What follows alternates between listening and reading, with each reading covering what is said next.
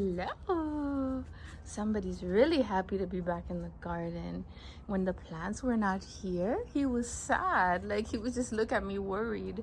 Guys, I have been missing for some time, but the problem is with the orchid haul and the craziness and just life was just full blast, and I wanted to just check in with this cutie pie and say hello and give you an update of after the crazy Florida frost and the winter we had. This little Tolumnia sitting on my favorite little gnome that my friend Natasha from One More Orchid, Natalia, made, and I named him Jose. She thinks it's hilarious, and I mounted this cutie last year, and now we have a bloom, and look how pretty she is. Oh god, it's so hard to zoom there. Sorry about the mess and the ladder and everything. I mean, it's been this whole transition, but I was like, I have to look how cute. It's a Tolumnia Girac Rainbow. It's a little hybrid. There, sorry, I zoomed in a little better for you. There. So she's just starting to open, so I'm sure she'll get cuter and cuter. There you go. There. And look at this kitty. Why is my camera doing that? Anyways, so I'm gonna go and show you that I finally was able to bring everybody out, including this little guy, and I love how this is looking. The vandas are right back where they were. I love seeing my Everbloom Orchid Basket is my biggest orchid basket, and I love seeing the, as I like to say, the evolution of this basket, like all the designs and all. And oh my god, look at these rootsies weaving their way. So we stuck to this design, and now we are making it with that filament that I explained, that is super, even more resilient than the one that I was already using. So I'm super excited to see the effects of that. I made a short for you guys to show you. I'm going to show you now. Hold on, let me show you this one. So this one, I think I put it on Instagram. One spike decided to open before anybody else, so she's already on her way out, but I have 1, 2, 3, 4 more. See, so I will try to record her for you when she's in full bloom. Okay, this is the Farmeri, and she's a very thirsty orchid, which is why I keep her with the vandas, because like that I don't forget. And unfortunately, with the fluctuating temperatures, my son's pitcher plant lost its pitchers, but I was told it may be okay. Hopefully it'll grow new ones, but I mean, it was just so much going on at the same time that I couldn't. So last time I showed you guys that I have bought the little pink panther, which is a Maikai cross, Maikai with a pink jaguar. So the flowers are faded, but look at her on my smaller orchid basket. I just call this one Orchid Basket. I call the other one Everbloom, and I love it there. I love it. So I'm probably gonna cut those off, but gosh, those flowers are just so vibrant. I love them. So today we have this beauty, which I thought I was gonna lose because she was in bud while I was shuffling the orchids, but she opened today. Isn't she gorgeous? Again, sitting in artwork from my friend from Just One More Orchid. And this is RLC John Cameron. And Odalis, if you're watching, look at that. She's blooming again. I just love her. I just love her. This one is a division that I've been growing. And when she opens, she's different. But then as the colors, they kind of like shift. I love color changing ones. So they come out, they open up like orange and red. And then as they start to change, oh my god, Julio, what are you doing? You can see like, and again, this is a division, like it's a one of. Okay, he's on the roof. This is what I wanted to show you guys. We've been working on this design for the Everbloom, and we used 2 different colors to create this effect. So it's a very wood, I mean, look at the finish of this thing, like a dark wood, and then that other organic color, and we did outline the pattern that we did, and then that's where this beauty is. She's already on her way out. I made a little video of her, a little short, when she was a little bit more fresh. Again, I've been so busy that I miss showing you these blooms fresh. But even though they're not fresh, gorgeous. This is a Cattleya Claysiana alba. So you might see the Claysiana looking a little more purple, looking more pinkish, but this, to me, is the purest form of white. Stopped me on my tracks when I saw her. She is gorgeous. Gorgeous, gorgeous, gorgeous. So tell me what you think about the new Everbloom.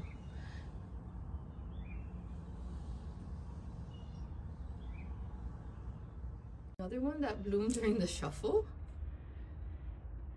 Flamplantio. It's already faded. Usually when it opens, it's pink with freckles. It's already white with freckles, but it doesn't matter. I honestly didn't think I was even gonna see one flower because it got caught in that middle of everything. But hey, we got one, and she is gorgeous. And this one is the Beverly Mathern. There you go. Very pretty. She is still in the pot where I bought her, and she is stuck in my Justine's teapot, and that's where she decided to live.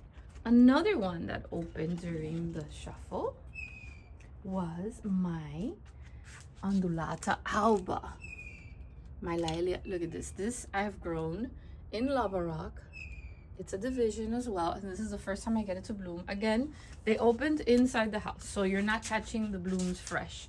But look how gorgeous. So when it opened, it looked more like a big open ball of fireworks, and now they're kind of like leaning down because they may be already fading. And oh my gosh, she's so cute. So cute. I'm happy that I grew her from a division successfully.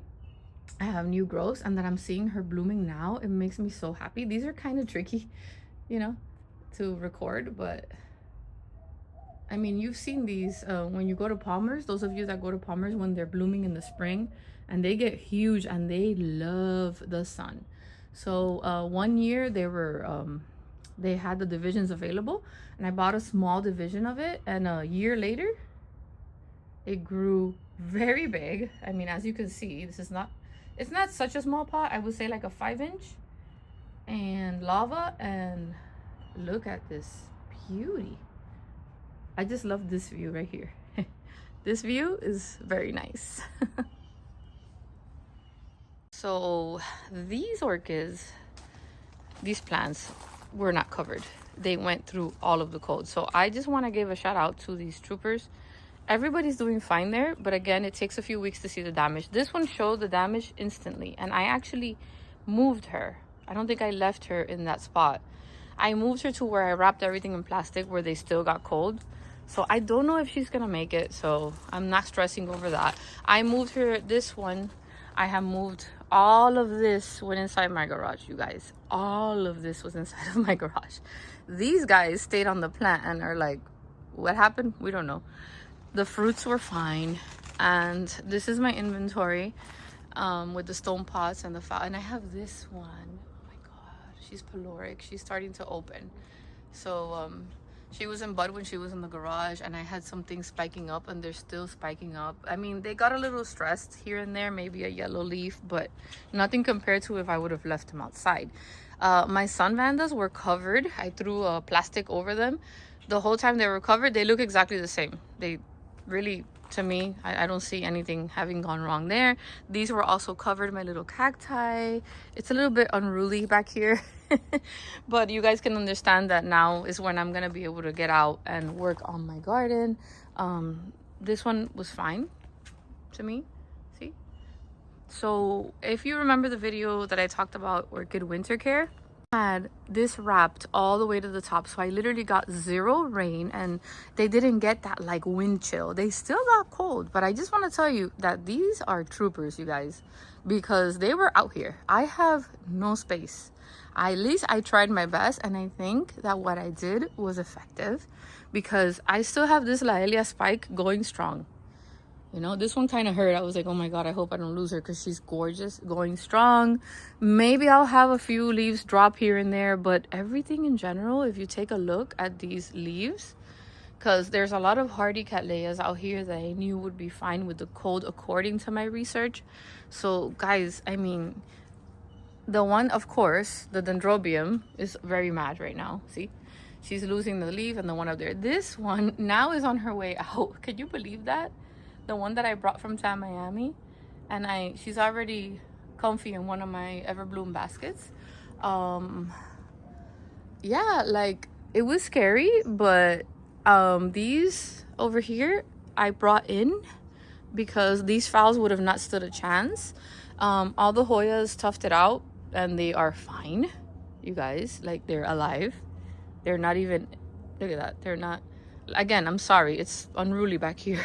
I haven't been able to come out, but I just, you know, I wanted to do a follow-up. I wanted to show you because oh my god, Julio just scared me. These beautiful vandas all stayed outside, but they were wrapped up, and every one of them is fine. And then I have some all grown up seedlings that are already repotted that have been here. Some of the babies. I did bring in these vandas that I have growing from molds. I did bring in this one and this one. I brought in all those babies. Everything else was wrapped up here. These suffered the most damage ever because coffee plants are super sensitive to the cold.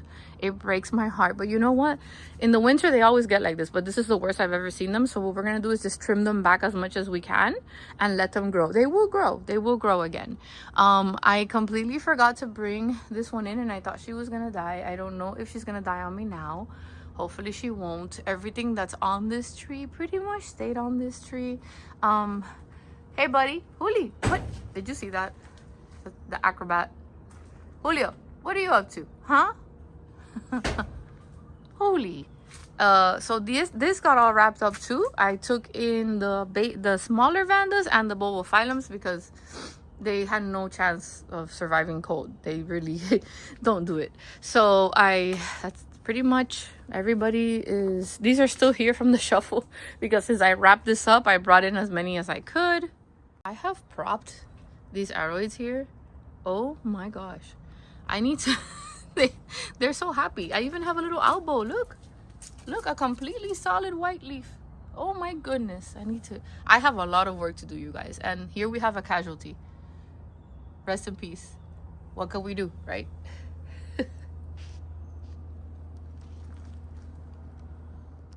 This corner also needs a little bit of cleaning up. These dendrobiums weathered through. I'm just gonna cut those dry spikes. They will lose some leaves, but it looks like they're survivors. I wrapped something around my big mama dendrobium and a little bit high there, but really it just would blow off of it. I don't think that this one liked it too much, but I think everything will be fine, to be honest. I couldn't cover the ones in the front either, and they're looking fine too. Never have I ever appreciated my orchid setups with my ring holders than in this season, because I grabbed everything that I had in these setups so easily, unhooked them and brought them in. You guys, I mean, for any kind of orchid shuffling, this has made my life easier. I'm in the process of making more, and I'm gonna be at the Boca show for Valentine's weekend, Saturday and Sunday. So I'll be taking setups. I'll be taking a little bit of my orchids growing on my mounds, and nothing. I expect to have a great time and see you guys there. I'm gonna go ahead and put a little list of the upcoming shows. I'll be super busy in March. In February, I only have this one. So yeah, I'm gonna be back hopefully with a beautiful blooming video in March. I owe you a visit to Yaya's. She has a lot of pretty things growing, and I'm gonna go over this week. So hopefully soon you'll be seeing a what's blooming at Yaya's video. So I want to remind you guys to always please be kind. Catch you next time.